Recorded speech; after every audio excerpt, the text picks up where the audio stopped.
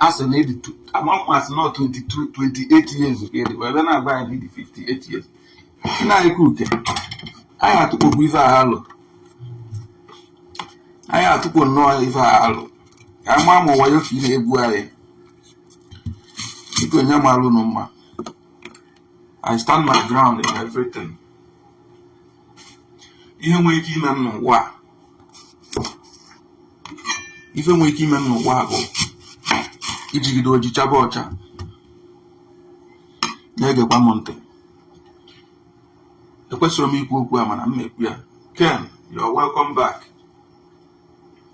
And at the same time of welcoming you back, all you can make before you went so.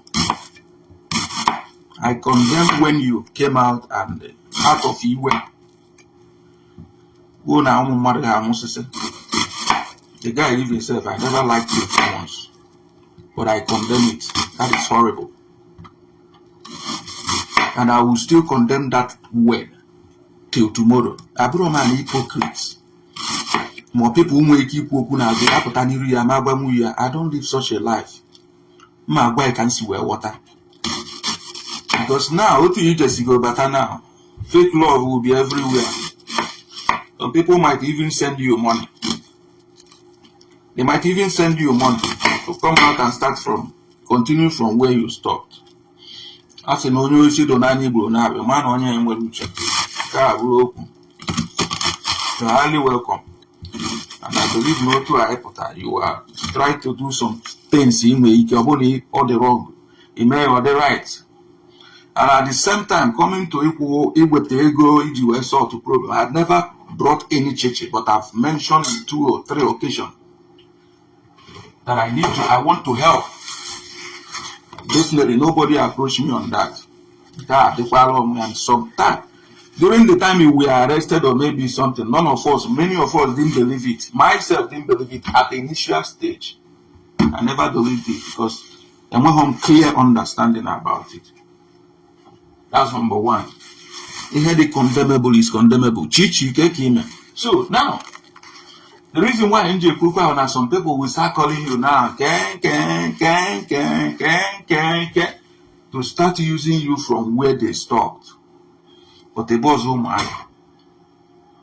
Only they go school, make it a school, nobody goes. At least, I won't know that school, but he could a lot of things. In Canada, they have a hand you talk about actually Dr. Obelaka.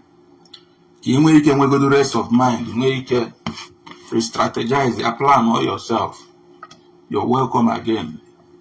Then, Chichi one them take him a cheap pilot. Now, another thing. But now I'm calling one them wine. I can't about you fuaka. I am not mocking on college. She's my sister. It's not a mockery. It's not a mockery, but I will use what happened to her as a lesson to others. Because if they were to say, Choloro, the pattern of Budana roll, so you bear ball. And we're banner 419, we're banner boom boom boom, we're banner roll. If you're banner roll, Choloro. Na social media, the lifestyle in na social media, or no one can tinye na high speed. Because if you get speed, you're big and what on way and imagine somebody carrying asylum. You have jeopardized, you see, that's the reason why. Oko die everybody call you line. Mo abodo go bi obodo pipe polo na alolo nwe mo were okwu na agbago na agbada. Icho na mbo onu. Afugo mo those things. Ama me ihe ya go eme under 1 week ebute ezigbo ego. I know those things. But ihe ga check bụ, what are you going to lose? Kedu ihe kwụ gị n'iru? Now would you jeopardize go future ụmụaka because Ogechi go pụta n'ọdụkwa na America. For her to become a citizen will be another story. That's the reason why you have to think. Think you're smart. Don't be a fool. Don't be a coward. Because you get young girls one colleague and one about high speed. High speed, don't wear yours up. High speed. ihe nji ekwu okwu a maka ndị na-apụta online na-asị we are Kimori. We are Kimori. We are doing Aza. Come, let us show you how to do Aza. Aza will lead you to somewhere you will never come out. The same. We are doing Aza. We are the Aza master. We are this one. We are this. For how many years you remember Aza? Again, you meptani. Only you meptani. Only you meptani. Only you keep put a sure. You say, okay, no, we have Aza. We have never seen something like that. You understand me now? Now, some people make a blame on. And I want to make a my life on me. Some people make a blame on something of that nature. Or maybe she's mocking somebody or what. No. I want to know they mocking or they hum. You're target. Because somewhere on in so bad at the allo. You will keep the tola to the tata and wait for when you're so. Or go on or get balloons so good, go on or get my wish you can so good at the other. And when we're in a paper long. You understand me? And when I'm up and I'm no go on mad in the market sitting open. Mona get a water, like a study, my road and mother. I will try to accommodate you in all angles. Because Oburo Fundes or Mona, Oburo case is Zuri case you wear Zoom, Oburo can see talk easy way to. All brings matters a lot. Oburo case can see it. That's the reason why for us to be friends, I will try to accommodate you, your bad side and your good side. You understand me? So, onwe ka mmadụ si kwu okwu a dị anya ikpe onye anya correction. Si na ike etinyekwa okwu otu a ka ọ dị mkpọtọ na ntị mana ka esi etu a esi tinyezi ya adịsị ọkwa mma. And mind you, onwe ndị na-ada like ka anọdụ n'ilo correct ya ka anyị nwesịa m view all these things.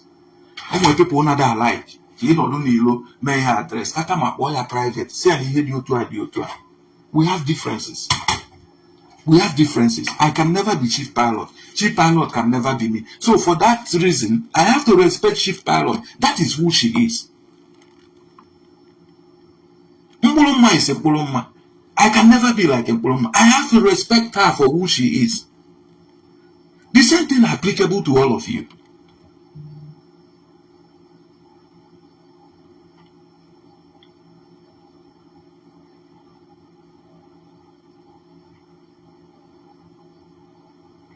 You understand? So in this life, Kaimalu Nukai is in an approach man. But open me melancholy, a procedure were not done. Yes, more age are not done. Reason Ungeji were not done is that now I can use that as a reference to other people telling you to join a band and mass and all those things. Telling you not to walk yourself to some certain stage of life. Making you to run speed. Who know 30 years, I'm up on 30 years. Okay, we'll say 30 years buy a pente, but say I buy a pente, Carlos say, yeah. Can go see if I prove. Can go see if I prove. Uno will go there, Kanya. Elo say I buy a pente. That day, I'll ya pente. On your gaff to hey. Uno kaka don't boss ya. Oh, nah, like. If I tell you how long it takes me to put it up to this standard, you will not believe. But for me, I will come and tell you you're taking Busisimos, and I lie. Took me years. Ebi omego, amam kesi below. It took me years. So, but if I want to put you in a high jump now, come and tell you that I came to Canada under 6 months, I could be able to. No, is it possible? Ena ava speed uche gị dia. Ekwena ka mmadụ tinye gị n'egbe oke speed. Ekwena ka ihe na-amaghị ebe obido kwanye gị n'egbe oke speed. You understand? That's how life is. Kita etinyere gị na speed. Ndị atinyere gị na speed na-agwa gị na a na-eme nke a na-eme nke ọzọ na-eme the other one na-eme the other. They are not there to suffer with you. Kita ị nọ n'ime, they will be the one laughing at you. Umuakagi could not even speak to you anymore the way they speak to you as mommy. Eda ikwanyelo onwe ugwu. Ịmara afọ ahụ ibe gị na-ata. Taba afọ a were nwa ya na-ata ya. A princess cake ime. Taba dị afọ. Ofu mbọsị afọ ga awọrọ ga another thing. Ofumbosi, afufu ahita will turn to a glory to you. Rome was not built in a year. They are not stupid. They are not stupid. If I want to hyper you, now I can tell you, okay, this thing I achieved under 2 months. Who are you? It's a lie. I'm going to take it 10 years. I'm going to take it 6 years. I'm going to take it 14 years. But yes, of course. Unless me busy alone. God, they alone. So now, and then the buy in the head, he condemn our na Igbo, basically, I'm a Anambra State. Let me not speak for other Igbo tribe and Igbo distinct region. Because now, Igbo.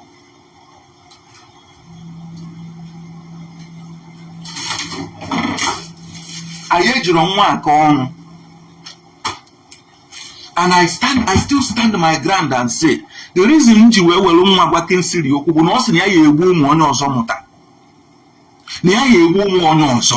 is a taboo.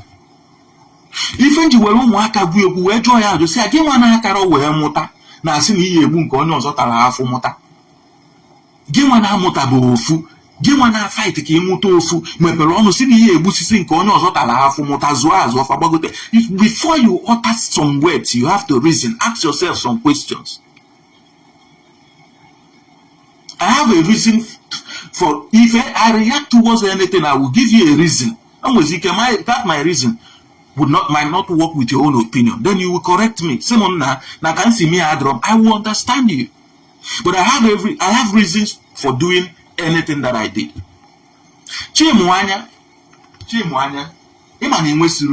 and none of them will tell you that is here this rugged man. How can a woman not chompolo nkafo? Naturally, for years. You're not gonna marriage for more than 9 to 10 years. We are in this saga now. Saga is about to get to. They call it saga. Me, I don't call it saga. This gospel and whatsoever you can call it in any war, movie industry, have lasted for 7 years, heading to 8 years. We have known Chimwanya for 8 years without an issue, without a motamwa. Now, how long have she stayed in that marriage? She might have stayed for 14 years or maybe more than that. Now, a younger lady can marriage young 8 years. Can a does it mean that you're a woman? Does it mean that you have feelings?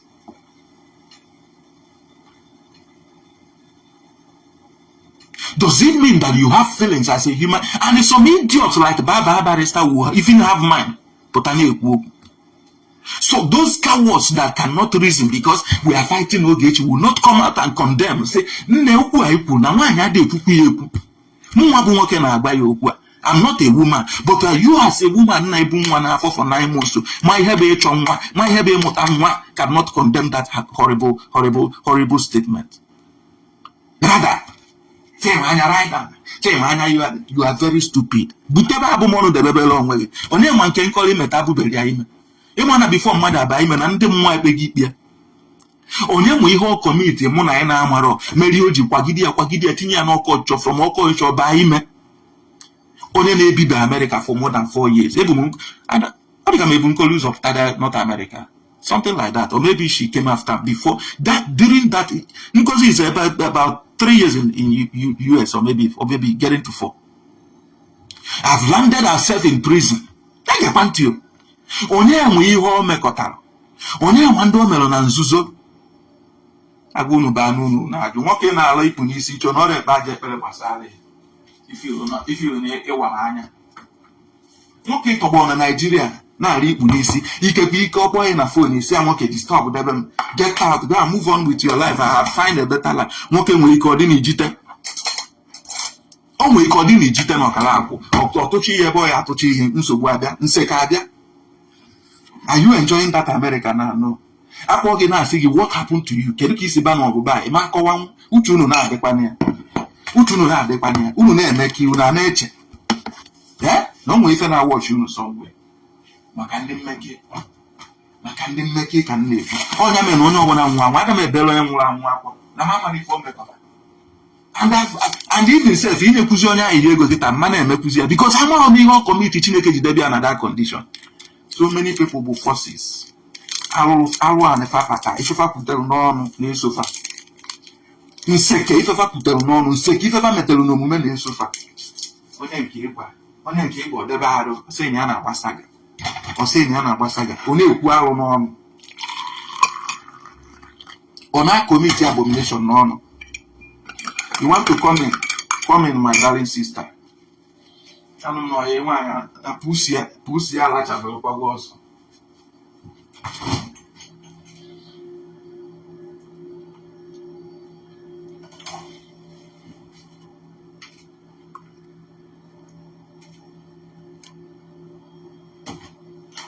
You understand? You see that you will find out that these people are a set of bullies. When I call them bullies, some people don't understand the fact that they are bullies. Most of them will come out and tell you, okay, Ogechi did this and did that. And I'm asking you, can you fight injustice with injustice? You claim that this person is evil. You claim that this person, the webta photo man, the rest in peace. She's not perfect. All of us in this social media knew when, and I supported it because then, due to Ogechi, I was even happy just which was horrible stuff for somebody to do. Jenebon and the just the family. Okwa mmadụ melia, okwa mmadụ kpara alụ a, okwa mmadụ zo na fake account, machi onwe ya na-adata alụ, a na-eme na n'Igbo. Kedu ife gị na mmadụ ya akọgide ọnụ iwe ejebe expose family ya to the social media. Family ya na-enwere ife gbasara gịnị ya. Kedu ife gị na mmadụ ya ekwugide iwe eje n'ezinụlọ na-enwere ife gbasara na-enwere ka ịmakwa na mmụọ dị n'ezinụlọ ahụ ebi ite na-akwasa ya nkwakwa. Ịmakwa na ezinụlọ ọbụla nwere altar. Oh, for ndị mebigo their own. Ịmakwa na ọ nwere ezinụlọ ihe azọ bụ okwu ma arụ ebe a mmụọ dị na that family ebido n'ụsọba gị ọgụ. You are not fighting. Listen to me. Let me educate you small. Ngwuru ọbụla nwere mmụọ na-echekwa bịa. Village ọbụla nwere mmụọ na-echekwa bịa. For you ikpopụta ezinụlọ ahụ agba ha n'anwụ ịgbara ma mmụọ afọ n'anwụ. So what you are fighting is not that individual. You are fighting a lot of forces. If you na fight is now, it's forces. Not even that individual, but because you lack wisdom, because you lack knowledge. How will you understand when you lack knowledge? When you lack knowledge and wisdom. If you may, Aburozionya Hakine, email more than an email Monday Mulan, email Monday get in that family. That family, the forces that behind that, the forces that are fighting you is not just that person. They know who you know they are, they are with live. Know your boundaries, things that you do and things that you don't. Man can take him. I don't want to go to bed. Maybe dinner and uncle to become. I can't be dinner and uncle. What go on matter of manana, senior? I'm like we dinner and uncle. Okay. They stop on way pempe. Mother acquire separate from an uncle. It is stop on way pempe. Then I do. Now, good morning. Let's go on and take him. Good morning, everybody. I'm welcome. Before the program, program man we go see where. I'm saying no more ya agwa yo carry money up or ketepa. Dia kwa muntu. Inu to keta. Set woku ya in a layman understanding. Yeah. In a wabura na masi ketepa babu nei but on woku ya abungwa yi or carry man and say ketepa babu nei. Only ihe nchọrọ ịkọwa because my don't many or anybody explanation. Man, I want to explain myself. On Tuesday, catching Moanya on a page. In fact, I told me on page on, but on a page on that day. Then my senior brother no dear. I don't like it, but that my senior brother here, but let me just address him as my senior brother. Oh no dear. Chimoya when I do my senior brother, my money or one. According to her, us na bulia. No ya potalum, no ya bialum. Okay. Now that same day, Ogakwana page Yama, she mentioned my name. Chimoya, I want to refresh your memory back to 2022. Because here, don't feel offended because I need to call names. Nkiru, I'm very sorry, Biko, but I need to call names. Abaroma here, Anahama Kwafagi in Saga, but I need to call your name for reference. Now, 2022, after that, call in or here, you will confirm this. Ma after dark, all the call after dark, ma Nkiru and Abaroma Heka, Okwa na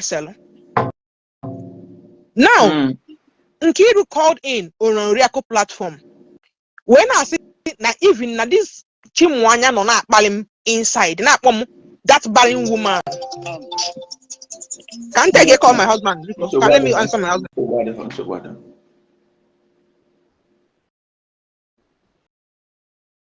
So, ọ na-agba na-ekwu eziokwu si gbaba ọtọ si gbaa ife niile ọtọ because hapụta na-asị Ogechi mere alụ Ogechi mere nke oge. Who was the first people who okay nachi atagazụ? Yes, ọ sị ka ọ gwa m ọ jere ịsalụ m moto na sị na ndị mmadụ nọ too much. Ezigbo nwoke ịfụ ka nwoke m ife si treat nwunye ya ọ ga-agụ m nsa nne m gwa now Nkiru called in on Oriakụ platform. Nkiru biko ejim game reference or Saga. Western Chimwanya have been calling me barren woman inside. No marry him melo Chimwanya. Now, after some days, I'm gonna make a program. Now I say, kedi him puluma melo Chimwanya. No marry him salo Chimwanya na puluma. Na Chimwanya instigate the people inside against me. That made me when I page when I see Chimwanya, stop mentioning my name. It wasn't half of them. There is no way two people yes in on the same thing.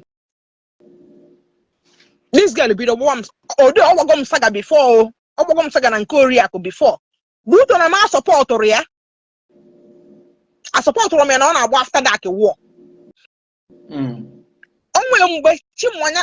After that 2022 onwe mgbe Chimwanya agbara ụmụ ahịa nwe problem 2022 even Nkiru I support from Chimwanya due to after that I chọrọ that woman okwu Chimwanya started insulting me ọgba m Saga na nke Oriakụ even tinye ezi anya na even na asị m weta ego na ma anaghị ekwe weta ego ihe ahụ o mere for Oriakụ to Saga me but Oriakụ Oriakụ dị na mma Oriakụ ma ihe na-eme no why must you bring money? It's money by force. Now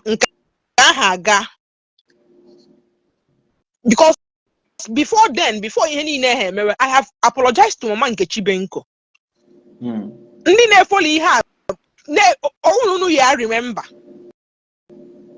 Mama Nkechi Benko ihe m ji gbawa Mama Nkechi Benko then Saga wona amaghị m onye dey that thing na mgbu my husband na page Nkechi Benko but do to na page Nkechi Benko ka dey that thing fight was Nkechi Benko mama m ya now when I sat down m say no nkwu ihe nwaanyị amemo even my husband talked to me say mo happen these things I have to let go but I apologize to that woman because no matter what happened that woman apologize to her. Chimwanya jiri these things na akpali yali ogo una na yobiko ogo una na yobiko. Okay. Chimwanya I am kan jakpali mama geketa and I will not apologize to her. Now, onye na Chimwanya dị na mma then very close friend of hers. But that person now we are not saying you this girl. I'm not sure someone na mmadụ inwe problem. The lady watch come kusim na ya na address that close. Now after everything mwa akpọkwa Chimwanya ejekwa m number Chimwanya ebe na akpọkwa ya na messenger. Na messenger. Because amara mo play the voice record. Me ya allow. Does it really matter? But if you want so bad, but I don't think it matters.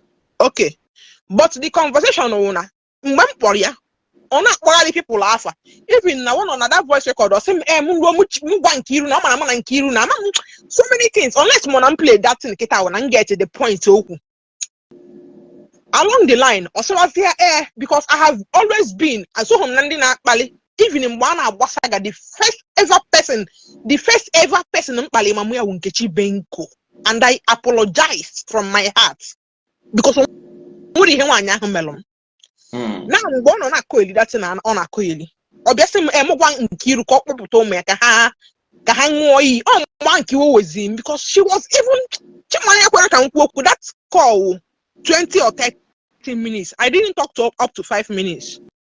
Mgbe ahụ kwuzi Nkiru kpọpụta ụmụ ya ka ṅụọ iyi ka m flex it up because then I was thinking na ya nwa amụgo nwa ọ sị m na ụmụ ya kwụọ nchekwa ka ewelụkwa ụmụ ya ṅụọ enwe say you're stupid. Why will you involve your children na Saga? Ma owezie iwe mụ na abawa mba abacha mba ha court or phone. Oh, that become your Chimuanya na matter problem feel melia o ji wee continue na oye o feel na oye bully mụ na ya gwa m okwu. O na call ride on. Mo mechekwa along the line m sikwe from Igbo cyberspace pụọ jiwelo onwe m. Mpụtakwa sometimes my brother na-asị m na Chimuanya na-achọkwanụ m okwu na Chimuanya na ọ bụ ọsị n'ọchụpụgo m inside suobe m ọkụ nsị ya no problem.